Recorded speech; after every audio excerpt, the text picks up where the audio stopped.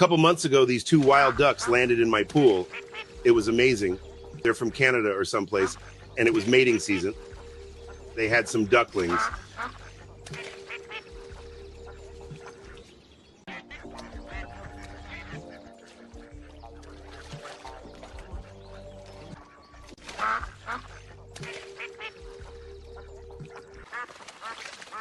This is great. Then I come out one day.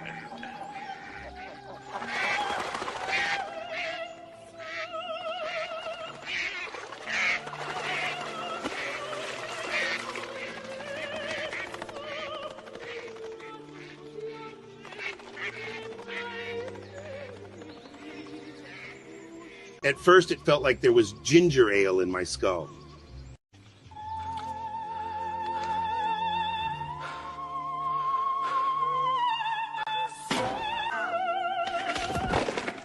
Do you feel depressed?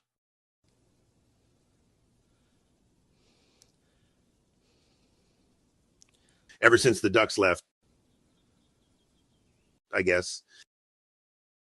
Okay, Tony. Let's talk about that then. Oh my goodness. Oh no.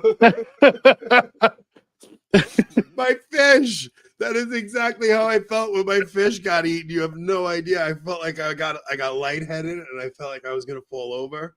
I had a totally different video that I thought Rob was gonna play. I did not see that ahead of time. Steph and I worked on that yesterday, and then this morning he's like, Anthony made me make this, but we're gonna use the other one, right? I'm like, yeah, we're using the other one. Okay, so I'm glad you guys didn't let me know about that one. I do have the other one ready if you want to play that. Well, the other one was my idea, but I would have had to do an explainer after that one.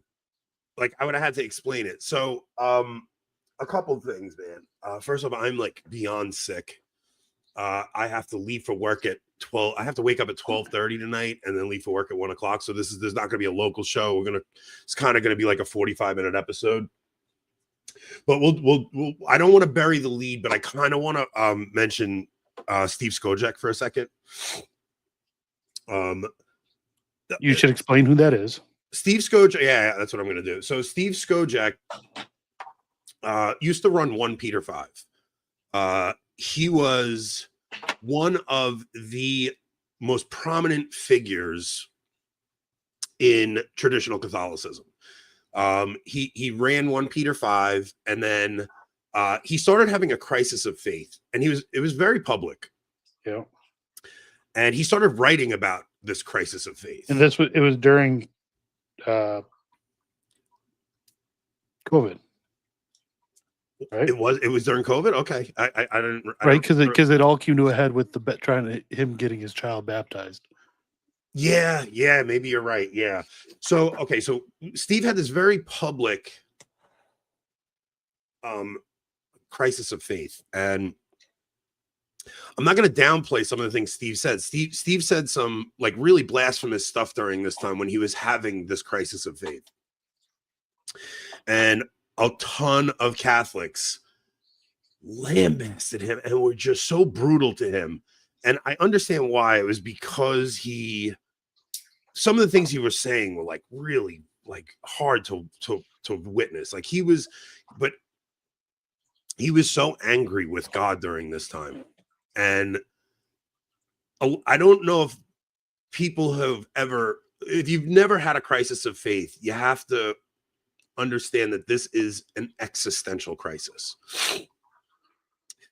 Especially when you're a Catholic and you believe the faith and your whole life revolves around the faith for a significant portion of your life, and then you have a crisis of faith where you actually lose your faith. It is shattering to you, where you don't have a purpose in your life anymore. And Steve left the sacraments. And when you leave the sacraments, you do not know how quickly your life spirals, because you go through this stage where God kind of says to you, okay, you want that? You can have that. And God kind of gives you up to your own desires. And you spiral into this, you spiral into your old habits in a way where when it's like when the house is swept clean, 7 demons return, and you find yourself in a place you can't imagine. And I only know this because I went through this under Francis. When the synod on the family happened and we started getting Amoris Laetitia, I had a crisis of faith and I left the sacraments. And my life spiraled and got so bad that the fights I was having in my home, I got to a point where my marriage almost came to a separation. Okay. So Steve today wrote this piece explaining that his wife has filed for separation. This is all public information. I'm not discussing anything private. Steve is very open about this. Doesn't matter. Someone's going to call it gossip anyways. It's this. I'm trying to I'm trying to give some insight into why. Okay, so whatever. Let me continue. So he wrote a piece today just explaining some of the struggles he's going through, and a lot of it has to do with his mental state and him having these explosive emotional outbursts. And his wife finally got to a point where she was like, I've had it. And she warned him coming up to, she said, Steve, I don't know how much more of this I could take. And she finally just let. Now, Steve can't tell everybody details of this because when you're going through a divorce for legal reasons, all he could do is share his own experience. So Steve was very open about like the things he's been going through, right? And he's had this crisis of faith. He lost 1 Peter 5. He sold it. He hasn't been able to hold down a job since. He's had these emotional outbursts with his wife. Now, I know from my experience when I left the sacraments, I mean, I never lost my job. I was able to keep it together, but the fighting with my wife was so bad at this time. And I found myself back in sins that I thought I had long conquered and abusing things that just horrible things that just led to a point where I found myself before the cross at Holy Innocents, hysterically weeping, begging God to save me. And it like that whole experience was God allowing me to go through that, letting my life kind of fall apart and getting me to a point where I was in shambles begging him. And that whole process is what led me back to the faith and got me where I am now. Like it was such an important like part of my life. And watching what Steve's going through, like the amount of empathy I have for him because I kind of see where he's at. And and there's a few people that I care very much about that had the opinion. They're like, I really don't have sympathy for him because he dug this grave himself. And I understand that because you see somebody act this way for years online and you imagine what they're doing in their personal life is probably 10 times worse. And it was like the things he was probably doing were horrific. And he says this, like he says, I had to leave my home for the safety of my family. This is him admitting this. Like this is what he's saying, right? But I feel like this whole thing is God getting him to that place where I was. And this is like a prodigal son moment. And you cannot have sympathy for the person. But I can only tell you this. The only person who had sympathy for me when I was in that scenario was my mom. And man, that had such an important role in me understanding like the mercy of Our Lady. Like it was between that and the situation with my brother and just seeing my mom being the only one who I could go to and talk to. And she didn't judge me. She didn't condemn me, even though she did not like the things that were happening in my life. She was just the one person I could go to. So I've watched a lot of Catholics throw prayers for like that's all I'm saying is pray for Steve right now because this might be a prodigal son moment. This might be God working in his life in a way we can't see. And in 2 years, you might see Steve back at the top of like living a Catholic life and he could have healing in his family. And this could be a miraculous conversion experience in the making right now.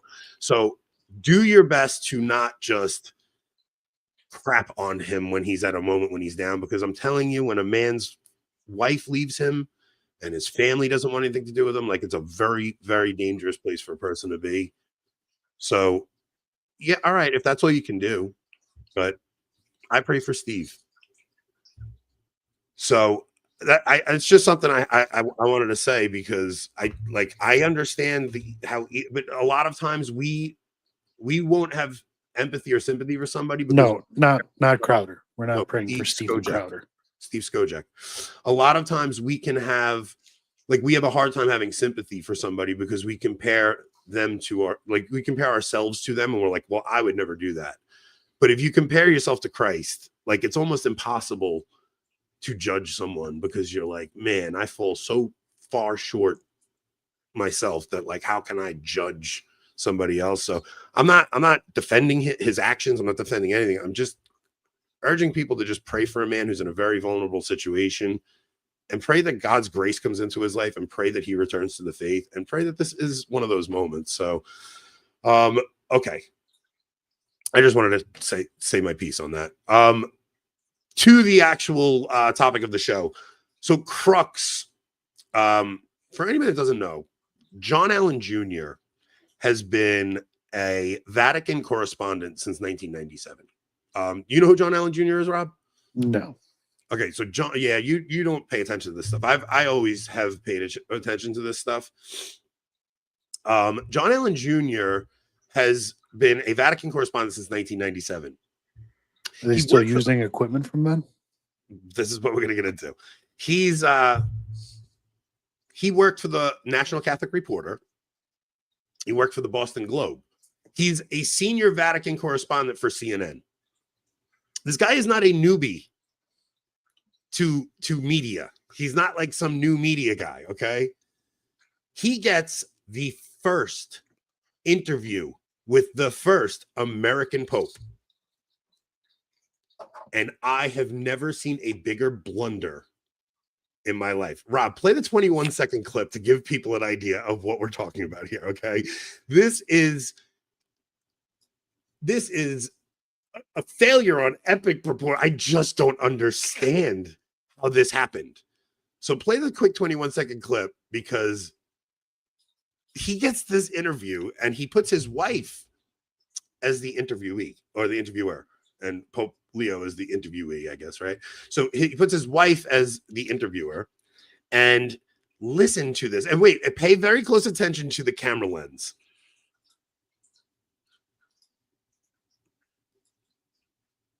Yeah, this is, wow. How do you define it? I think that synodality. Did you see the finger? Did you see the finger? You're going to have to be quiet during this, or none of us are going to hear anything. Oh my gosh, how did they do this? You know, Make sure the volume's up. If Leo made them leave all the fancy equipment outside. It was like, no, just that 10-year-old iPhone right there. That's all you get. Dude, this has to be like an iPhone 4, what was it? The 4 Plus or something? Is the 4S. The 4S. F4S. The 4S, the first one that had Siri.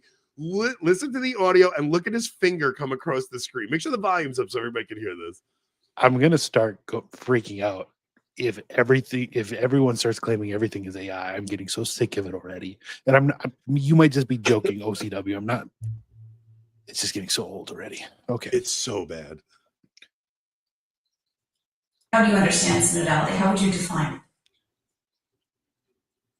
I think that synodality is an attitude, an openness. John Allen Jr., what did you do here? Because you know that's we cannot hit. Don't worry, that's just a 21-second clip. We're gonna actually play a clip, and we're gonna get into some good stuff that he did. This is like my 4-year-old trying to take pictures with the iPad. It's so bad. It's so bad. But first off, okay, so these clips have been on YouTube for 4 days. We have trivia episodes with more views. You posted it this morning. This is so bad. I'm like baffled by this. I like this CNN. So CNN actually aired a piece of it on one of their news clips, and they have to be furious with him. Was it a planned interview? Yes. Or no, it was scheduled. Of course it was scheduled. It's the first interview the Pope is giving. It's going to be a book. It's going going out in Spanish first, and then it'll be out in English. It is so bad. CNN. Okay. So it wasn't really meant as a visual or audio media interview. Maybe not, but you're releasing clips on YouTube like that. Like this is on their Crux YouTube channel. Like this is them releasing exclusive interview with the Pope. So yeah, it'll be a book later, but you're just gonna get this in the book. Like it's 2025. People want to watch videos of the Pope speaking in English. People don't want to read it in a book. They want to see a video of the Pope speaking in English. It's a phenomenon that we've never seen. Like, and it's John Paul II, but John Paul II barely spoke English, and Benedict was better at English than JP2, I guess. But to be fair, the video and audio quality in 1978 was better than this. Was better than this. Like, I mean, I've heard FBI tapes of the mob that sound better than this when somebody's wearing a wire. The tapes, the FBI tapes of MLK participating in certain things is way better than this, probably. Man, this was so bad. I was embarrassed for them putting this out. My teeth hurt from clenching my teeth, like as I'm like, you guys should have put subtitles up because nobody can even understand what's going on here. So we have two segments we want to actually go over tonight. One I actually did in video form. The other one is on the liturgy. He says some very interesting things on the liturgy. But there's a video of what he says on the LGBT. So I put that video in, Rob. We can actually go to that now. You guys do your best.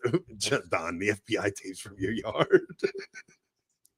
I've heard FBI wiretaps from John Gotti that had better audio quality than this. So no, you probably won't be able to hear it. Well, you do your best. I mean, I don't know. the fact that the most unprofessional podcaster in the world is upset at the unprofessionalism of someone else. It's hilarious. Guys, I worked in the pouring rain. Yes, I was sick leading up to yesterday, and then I worked in the pouring rain. I am like beyond sick right now, so I'm sorry for the coughing and stuff. But yes, it is for an outfit like you and I, who are so beyond unprofessional, to be upset about the unprofessional outfit of, because look, like I said, if this was like a new media outfit or something, that's one thing. But John Allen Jr. has been doing this since I was in diapers. Like, that might be the problem. He might think, oh man, this iPhone 4S got the best camera in the world. It's gonna be perfect for this. How much is a lapel mic on Amazon? $75? I don't know. I bought a couple for like $200. Yeah, maybe $200, something for like North that. Carolina, in case we did interviews, and I haven't touched them. But just like simple lapel mics, they're $200 on Amazon. Like, you're a professional media outlet. You're a correspondent for CNN, and you don't even put the camera on a stand. Oh. You put your finger in the frame. I have an idea for baptism weekend. We're gonna wear lapel mics, and then we're gonna do Ant and Rob mic'd up for the whole weekend. Like on the sidelines of a football game. That's what we're gonna do. I'll let too many stupid things slip. There's no chance I want that on record. All right, let's do the 5-minute clip. We'll go through that, and then we'll go through the liturgy stuff. The liturgy stuff, it's a little frustrating. I think the whole interview is kind of frustrating. So I'll give my perspective on it. I'm not going to like spurg out on Leo or anything. It's frustrating. That's what it is. It's frustrating. And we'll play the clip, and then we'll get into it. I apologize for Ant's ableism right there, everyone. Spurg. I love how you had to take it. It took me a second. You're like, wait a minute. I am not firing on all cylinders tonight. I didn't. Okay. Of being Pope at this time in history, I'm trying not to continue to polarize. Hold on. Notice how he said that.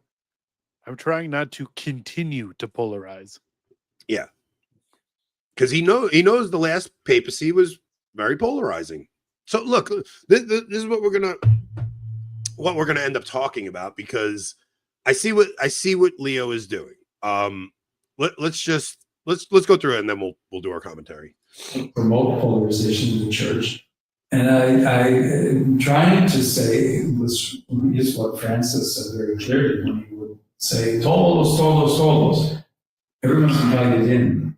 But I don't invite a person in because they are or are not of any specific identity. I invite a person in because he's a son or daughter of God. And say, you're all welcome. and let's get to know one another and respect one another. And at some point, when specific questions will come up, I mean, obviously at some point, people want church doctrine to change, want attitudes to change. I think we have to change attitudes before we ever change doctrine. I find it highly unlikely certainly in the immediate future that the church doctrine in terms of what the church teaches about sexuality, what the church teaches about marriage. I've already spoken about marriage. As did Pope Francis when he spoke about a family being a man and a woman in solemn commitment, less than the sacrament of marriage. I pause it real quick. But even to say that, I understand that some people will take. So, he's trying to clean up and tidy up some of the stuff Francis did, right? And some of the stuff that everybody was very critical of Francis. I want to be like Francis. They're like, todos. All are welcome, but I don't welcome people because of their identity. We welcome them because they're baptized children of God. I don't know if he said baptized. He said sons and daughters of God. So he's welcoming only baptized people, folks. And like he's trying to clean up some of the messiness of Francis, right? Hold on. Can we show them the other video we had? So let's play the intro video that I came up with. Let's play it real quick. So this was can you skip through the music? No, I can't. It doesn't let me. Can't skip through the music. It's a quick one though. It's 27 seconds. So here we go. 27 seconds. This was my idea for an intro tonight.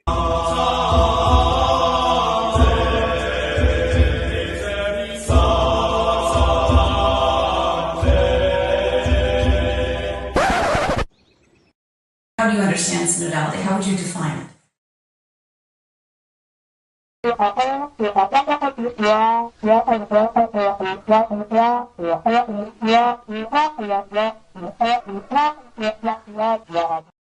now, if we had played that as the intro, I would have had to explain to you guys. We're not making fun of the Pope, like we're making fun of the audio quality of the video and stuff. But that was my idea for an intro video because that was all I could think of when I watched it the first time. I'm like, this sounds like the Charlie Brown teacher audio. I cannot believe what I'm listening to right now. Yes, he is. I would stop it. It's a good thing he really liked the other intro, because if he didn't and we didn't play the one he thought of, he would have been very. It's not that the intro videos are going to be very important going forward. We'll talk about that on another time. But I'm sorry, man. My mind is just not firing well.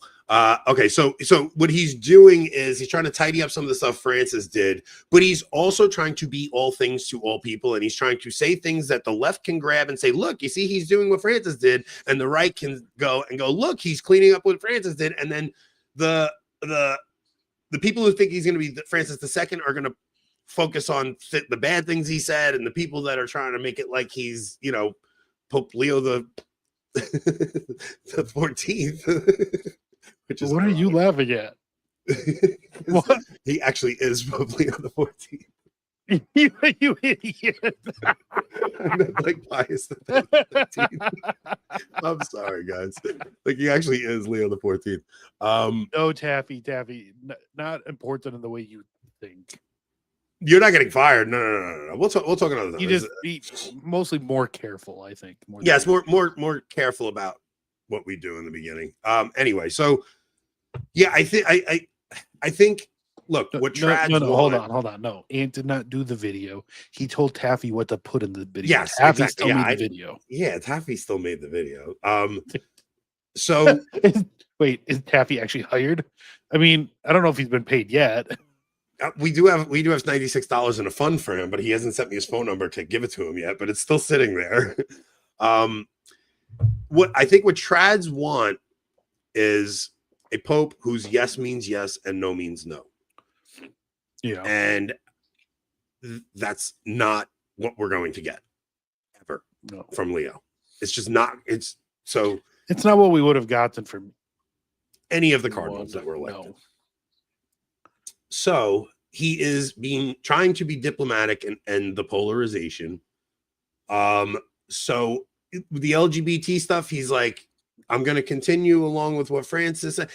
But like, it's the same thing with the women's ordination thing. He's like, he kept saying the church's teaching isn't going to change. He did keep saying that throughout the interview. He qualified it a little, though. Even when discussing ecumenism, he's like, it's important we don't disrespect these other religions, but at the same time, I am not afraid to say I believe in Jesus Christ, and I think it is my job to go and spread spread the message of Jesus Christ to the world. But that doesn't mean we have to disrespect other religions, and I think it's important to have interfaith dialogues to make sure that there's peace in the world and things like that. It's just very squishy. Yeah. And that's just what you're going to get from Leo. He's not Francis II. He's not going. So I guess we'll get into the liturgy stuff, because that's kind of the stuff everybody wants to do. And I only have like another 20 minutes before I collapse. So let's do the liturgy thing. And it's written word. That's the article, right? Yeah, it's the article. So it's written word. They didn't release this on audio yet. You have to scroll down pretty far. Is it in the Crux website, or? It's on the latest Crux article I sent. Okay, let me pull that one up. So,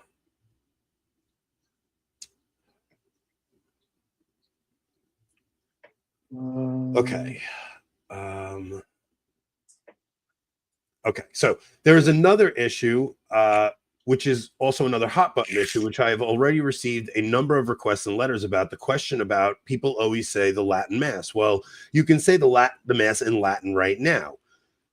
If it's the Vatican II rite, there's no problem. Obviously, between the Tridentine Mass and the Vatican II Mass, the Mass of Paul VI, I'm not sure where that's going to go. It's obviously very complicated.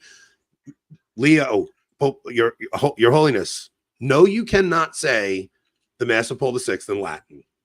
I'm sorry. If not in the Diocese of Charlotte, not in the Diocese of Detroit. Very few dioceses can you just change the Mass of Paul VI over to Latin.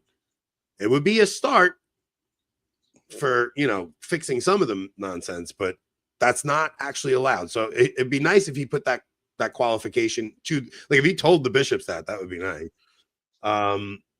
I do know that part of that issue, unfortunately, has become, again, part of the process of polarization. He's very worried about polarization. People have used the liturgy as an excuse for advancing other topics. It's become a political tool, and that's very unfortunate. I think sometimes the, abuse of the liturgy from what we call the Vatican II Mass was not helpful for people who were looking for a deeper experience of prayer, of contact with the mystery of faith that they seem to find in the celebration of the Tridentine Mass. Again, we've become polarized, so that instead of being able to say, well, if we celebrate the Vatican II liturgy in a proper way, do you really find that much of a difference between this experience and that experience? So yes, I do. But Leo was ordained under the new rite, and he doesn't know the old rite. So maybe he's asking the question, do you really find that much of a difference? For us, yes. And even him saying, well, you could say the Mass of Paul VI in Latin. I really don't think Leo actually understands that there is a very big difference in this. The vast, like, if only two choices were given, the vast majority of trads would rather have the Tridentine in the vernacular than the Novus Ordo in Latin. Yeah, for sure. It's now, obviously, we'd really just like the Tridentine Mass in Latin. Obviously, yes. Yeah. That might be like a nice compromise for a period or something. I don't know. But so he said, I have not had the chance to really sit down with a group of people who are advocating for the Tridentine rite.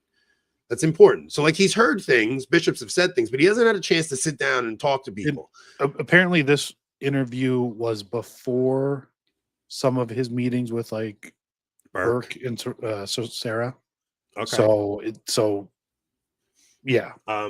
That's good. So I've not had the chance to really sit down with a group of people who are advocating for the Tridentine rite. There's an opportunity coming up soon, and I'm sure there will be occasions for that. So he might have been talking about his meeting with Burke, right there. Maybe, yeah. It's become the kind of issue that's so polarized that people aren't willing to sit and listen to one another. Oftentimes, I've heard bishops talk to me. They've talked to me about that, where they say we invited them to this, and that they just won't even come. They won't hear it. They won't even talk about it. There's a problem, and that's a problem in itself. It means we're into ideology now. We're no longer into the experience of church communion.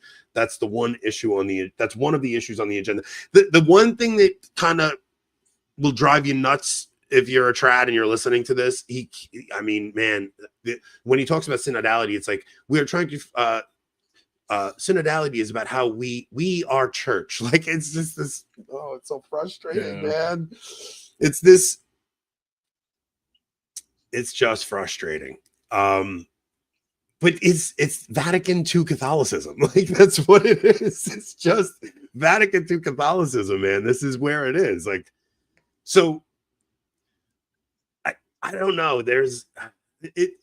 I know we've talked about this, and I've caught a lot of heat from some people for saying it, but all of the popes since the council seem to talk like this. And this really is no different. Like, it's not. They all are like this. They're all. And I put it by saying it's almost like they're ashamed of Catholic teaching, right? They're ashamed to say what the church teaches, so they have to qualify everything and they have to backpedal and soften everything. And it's all about presenting this weakened, watered down version of the faith. But that's just what you get right now. It's not heresy. It's not like Francis was. Some, yeah. There were definitely some. You had to qualify the heck out of everything he said. That's for sure. Like, there were so many qualifiers for every single thing he did. Look, part of me thinks he's kind of bracing the liberals and saying, look, you won't even sit down with them and hear them out. And he's kind of preparing them for, I'm going to loosen the restrictions. Sounds like part of it. The other part of it could be, trads, chill out. I can't just do this. You need to like, he's talking to both sides, and he's trying to be a bridge builder. The thing is, these two sides really can't coexist. It's kind of no different from everything we've seen since the Charlie Kirk thing in the political realm. And I'm hoping that eventually Leo sees that and he comes down on the right side of it. And I do think like, even some of the ways he talks are like letting people know, like, we're not changing the teaching. He even came down on those bishops in Northern Europe who performed a gay blessing. Yeah, he did. He came down on them, and he was like, I see these bishops in Northern Europe performing a gay blessing, going completely against the document that Francis intended and making there some kind of ceremony out of this, when that's not what Francis said in the document. The document said, of course, we can bless anybody, but we cannot bless this situation. Marriage is between a man and a woman. He's so much better than Francis in terms of the, like, basic, moral principle. He is, just know what you guys have. Like, it's he's not going to be some radical like Francis was. He's also not going to be as good as Benedict was on the liturgy. And it's just if he doesn't abandon us to a worse pope, though, I'll take that. I'm much happier than I was last year. It's much easier to defend Catholicism under Leo, right? Like, if you're talking to Protestants, it's easier to defend the faith with Francis, with Leo, than it was in the like Francis. Some of the things he said, but then again, I'm still seeing, people are going to. He's got to stop with the catering if he wants to have any kind of. I mean, I just don't know how long both sides are going to tolerate this stuff. I really don't, because the left Catholics, they don't want a ratchet back to the right at all. They want the revolution to continue in the direction it was going. So I think they might get fed up. Well, I disagree.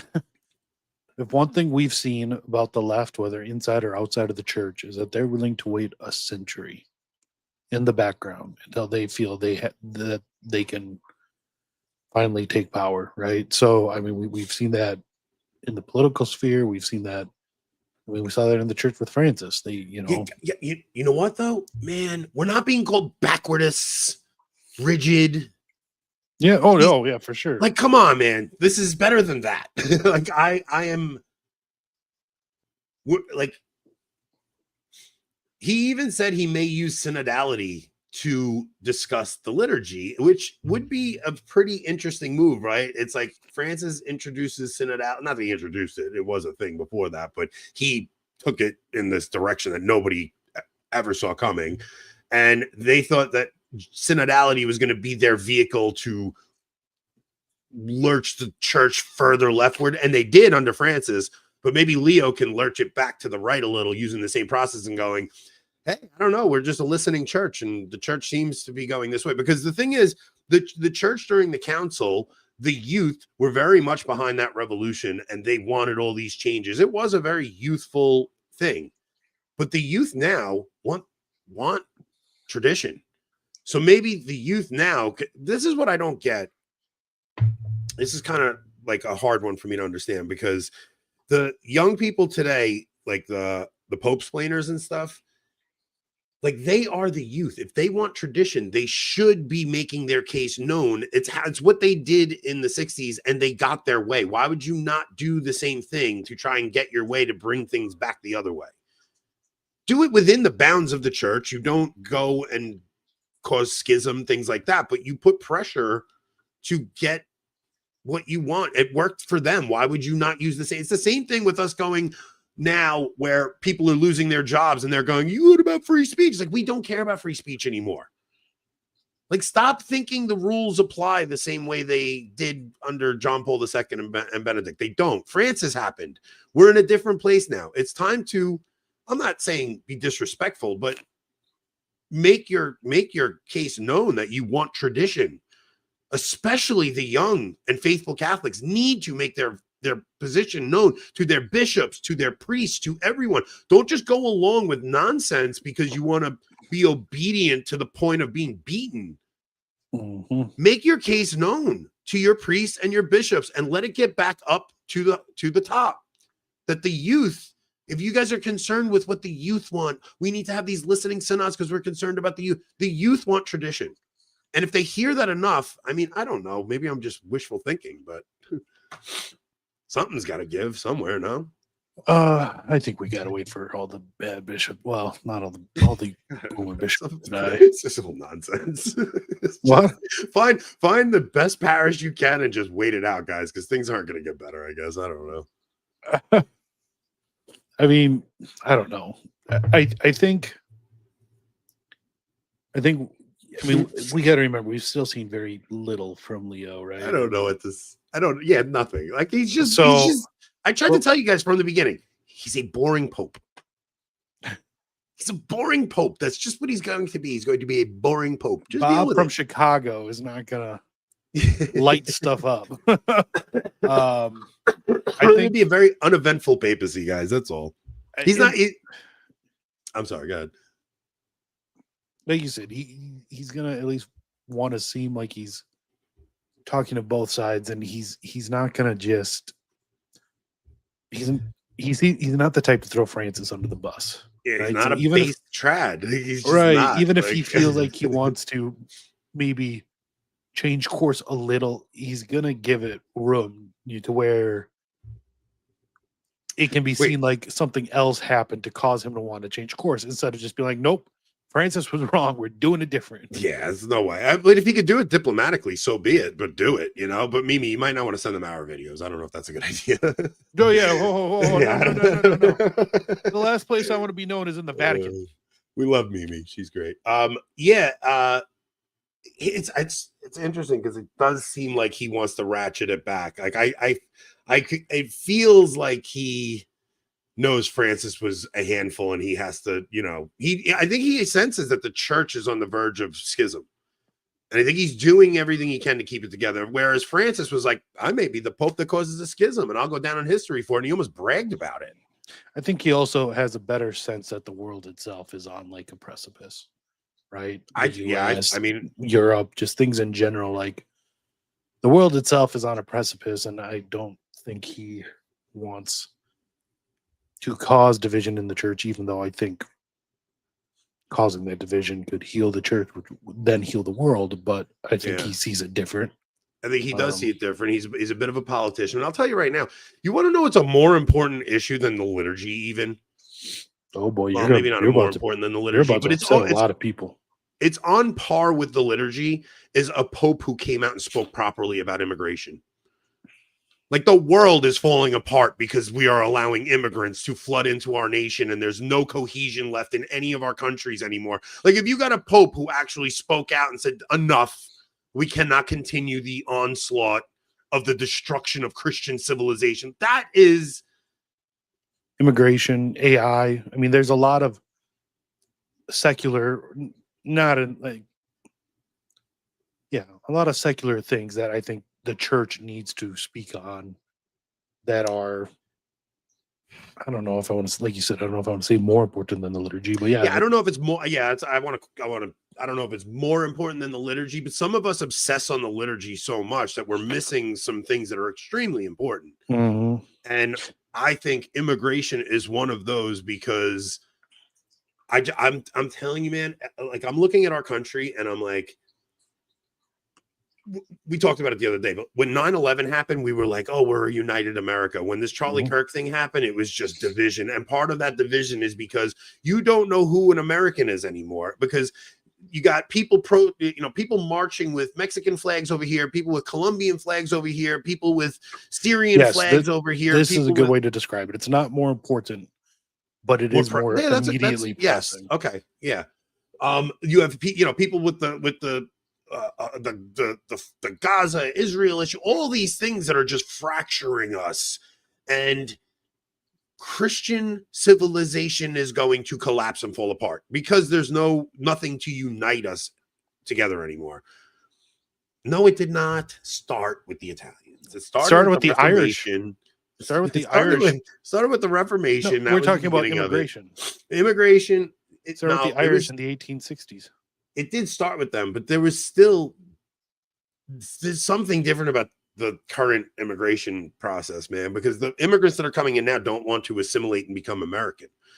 They're coming in and they want to stay whatever country they're coming from, and they want to make their area into that, and they don't want to become American. There are neighborhoods called Little Italy still. I know. We talked about this the other day, though, where yes, they did stick together, but they want to be American. There's a difference. Like they couldn't wait to join the war during World War II and fight for America. Yeah, and you had the Irish. I mean, granted, most of the Irish unfortunately joined the North, but there's rumors that his first encyclical is going to touch on like income inequality, and I think a lot of us on the so-called right have a reflexive knee kick reaction to things like that, it's that's leftist, it's communist, socialist, whatever. But if you really think about it, a lot of the problems like immigration is being driven by a new technocratic elite that has popped up, right? And our demographics are failing, and that elite does not want their profit margin to fail. So what do? They import, mass amounts of immigrants from the third world to prop up their profit margin. So even if say it is something like income inequality, he teaches on an encyclical first, I think we have to not have a reflexive knee-jerk reaction to it and really try to read it and see what it says. And because of the popes talked about, Leo the 13th talked about that. I don't think the encyclicals Leo puts out are going to be anything like the Francis encyclicals.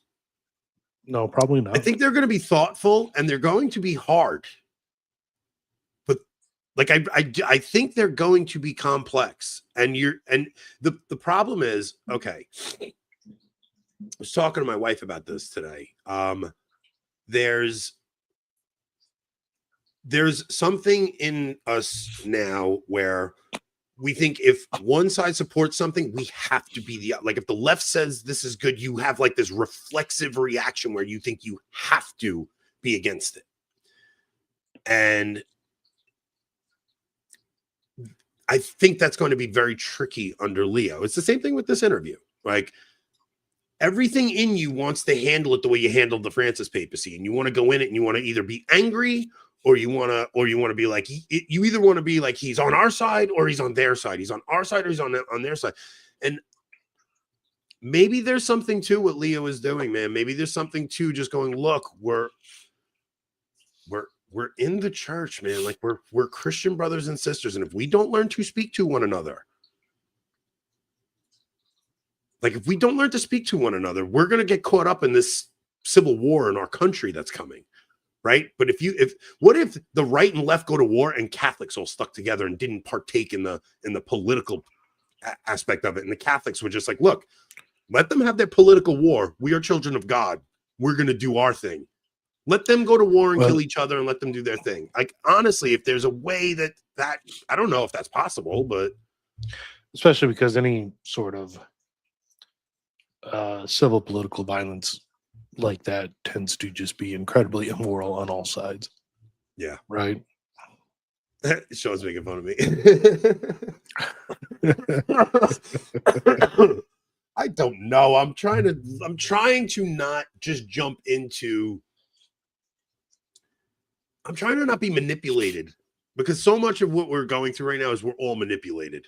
This is a good point, and I think we've seen some good change on this. So conservationalism, like under, like, say, Teddy Roosevelt, not that he was a great or perfect guy, but legitimate, like, taking care of nature as its stewards, using it, of course, for what we can use it for, but not just destroying it, but really taking care of it, was always a principle of really conservatism. I mean, Teddy Roosevelt started the national park system because he saw Americans going west, and he was like, whoa, we better conserve some of this stuff so that future generations get to go and see. Well, maybe he saw all the Chinese immigrants coming in and was like, no. But anyways, but yeah, then the left took it and perverted it into environmentalism. Yeah, environmentalism and carbon dioxide, right, and all that stuff. Like, all that stuff is nonsense. But no, you absolutely should see it as a Christian virtue. Well, maybe not a virtue, but a Christian principle to care for the environment in which you live, and care to make sure you don't pollute the world that God has given to us. And just recently, when the Trump administration was planning on selling millions of acres of federal land, of Bureau land management land out west, you had a strong conservative response to it that ended up stopping it in its tracks. Yeah. So it's nice to see conservatives coming around on some issues that really should be conservative sort of issues. Yeah, look, I mean, the problem is, like, under Laudato Si, Francis adopted the craziness of the left. Like, in that document, he allowed Jeffrey Sachs to write it. Right. You know what I mean? So yeah, that was bonkers. But conserving for caring for the place you live and not wanting your children to have polluted water and things like that. There's not to want to conserve the fish population so that you have your children will be able to fish the waters where you live. Things like that. That is a very conservative and Christian principle. So it's just all these topics have been so muddied by politics and revolution and Marxism and things like that. It's just what did Jake say here?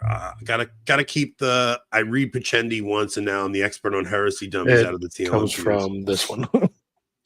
There should be an IQ test for becoming a trad. Yeah, I'm very concerned about fish now. Okay, Ubi Petrus, settle down with the IQ test, bud. I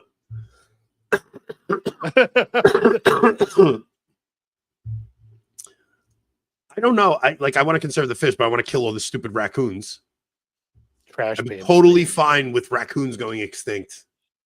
Trash pandas. They're mean too. Yeah, vicious.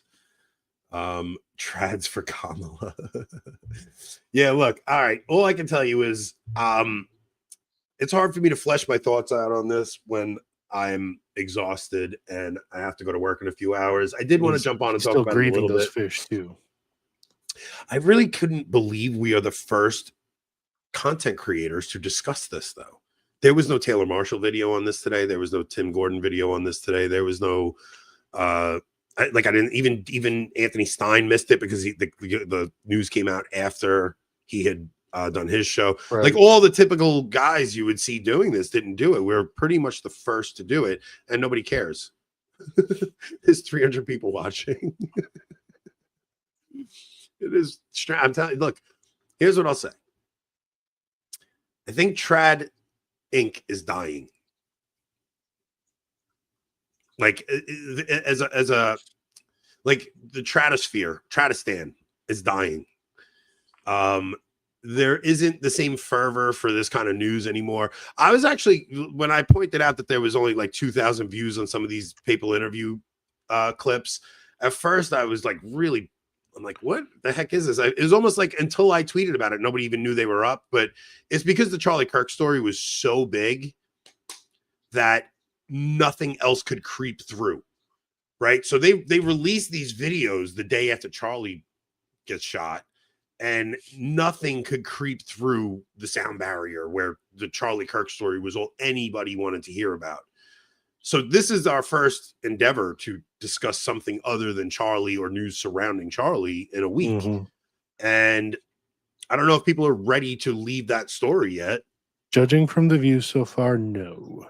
It seems not. It seems like all people want is their Charlie Kirk updates, but it's we do have to get on to other things, and a papal interview with the first American Pope is kind of a big deal, and especially if it's signaling towards some concessions and maybe a slight relief of some of the stuff that we endured under Francis. Now look, you're going to have your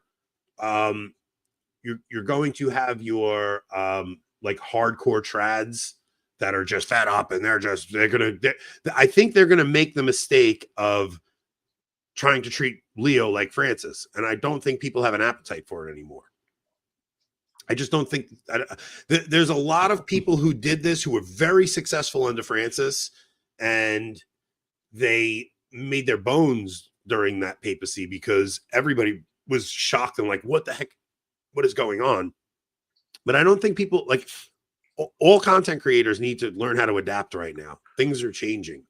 Things are changing drastically. I don't know where the wind is blowing at the moment. I just know the thing that was the thing of the moment 3-4 years ago is not anymore. So we all need to figure out what we're going to do and how we're going to keep the church together. Because I don't know. I don't know. There's not much, like,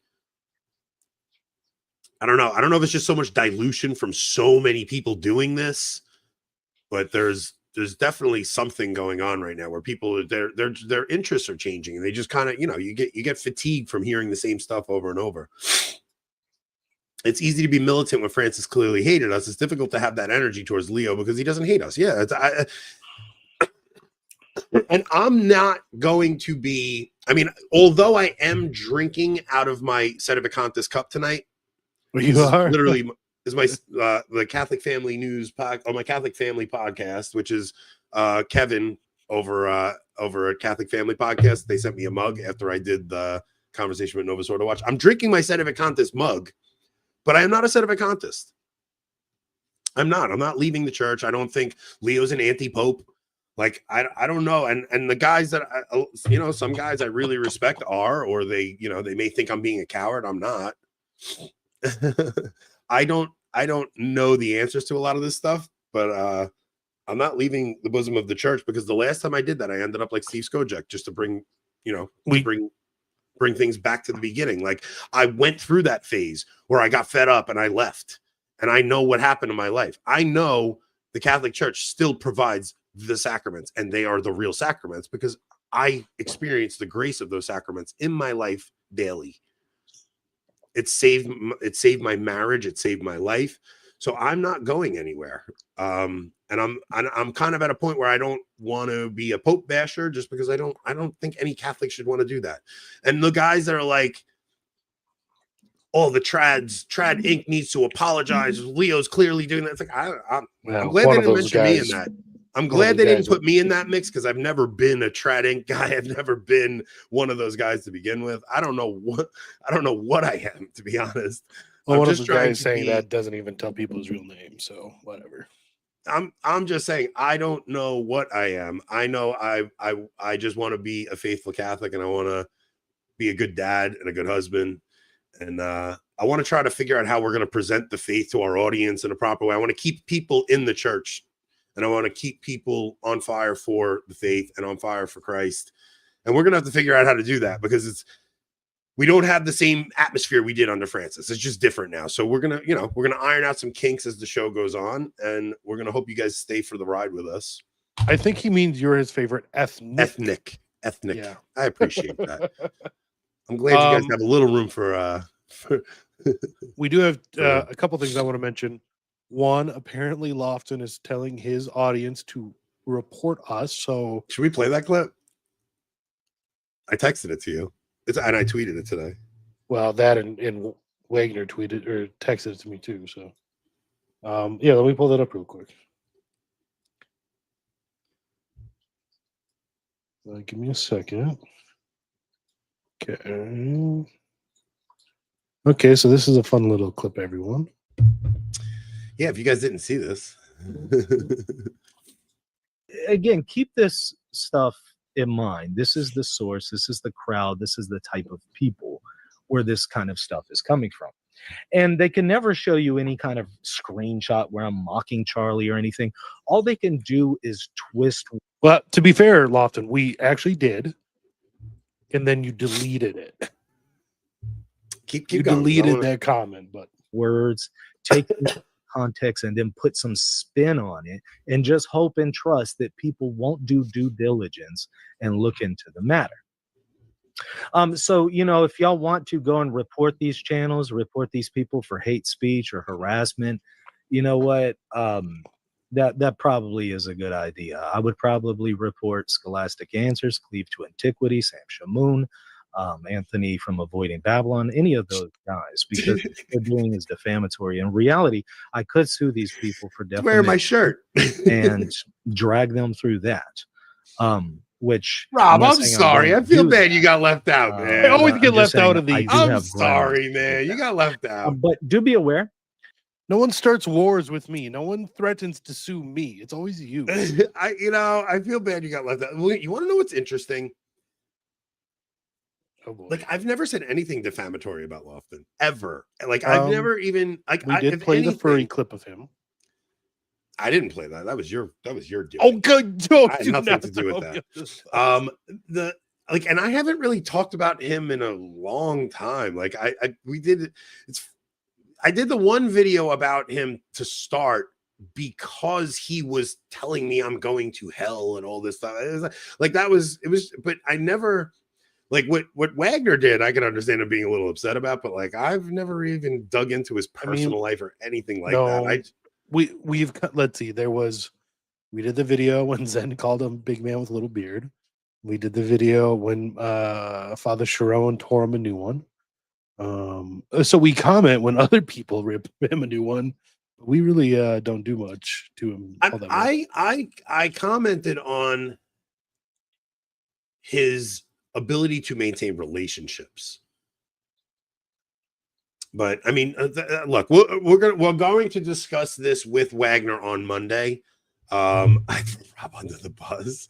Listen, the funny thing is, I am way more diplomatic than Rob is, and I hope you guys have picked up on that over the years. I'm currently locked on Twitter right now.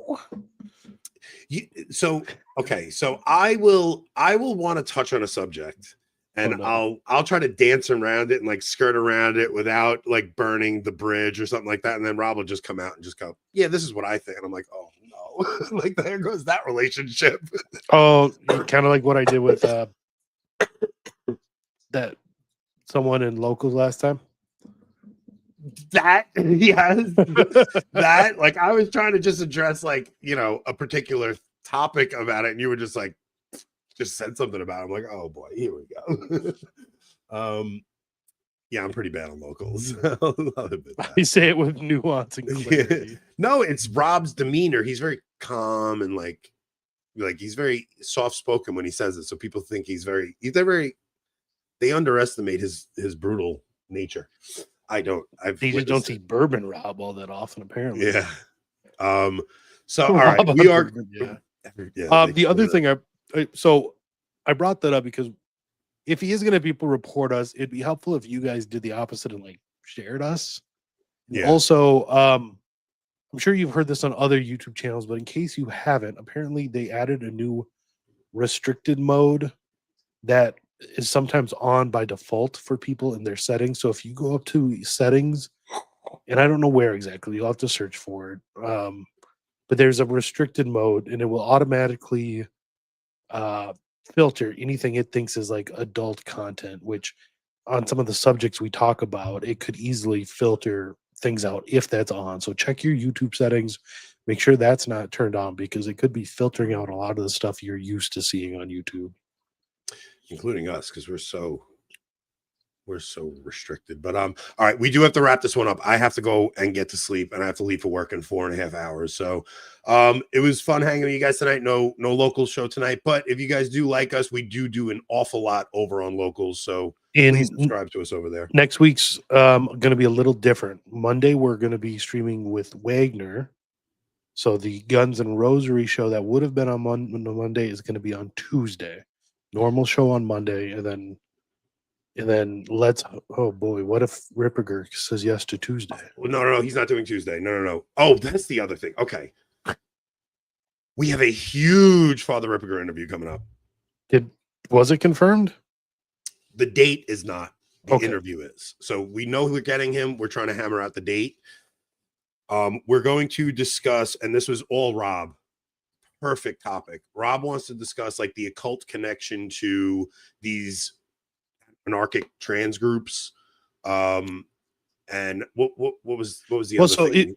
One of Ripperger's big series that is very popular is he did like a 4-hour series on communism, the connection between the diabolic and communism, like how they operate the same, how they use the same tactics. And I think interviewing him and kind of updating it a little from communism, which still exists in the world, but seems to have really morphed into this anarchistic, accelerationist, like gay trans, group sort of things. I think having him talk about that would be really cool because these groups have been involved with the Annunciation shooting. I think we're going to probably find that might be involved with this alleged shooter of Charlie Kirk. Like these groups are involved in a lot more stuff than I think people realize. And it does seem just so satanic in nature. And I'd love to get his opinion on that. Wait. Kevin James is Catholic? I just heard this. This is crazy. I can't believe somebody just said this the other day. I couldn't believe it. I was blown away. I'm hoping another Ripperger interview will maybe facilitate that. We'll see. So, all right, guys, we're going to wrap this up. Thank you all for joining us. Please go join our locals. That is how we pay the bills. And we'll see you guys Monday night. Thank you, Margot. I will try and get some sleep. We'll see you guys soon.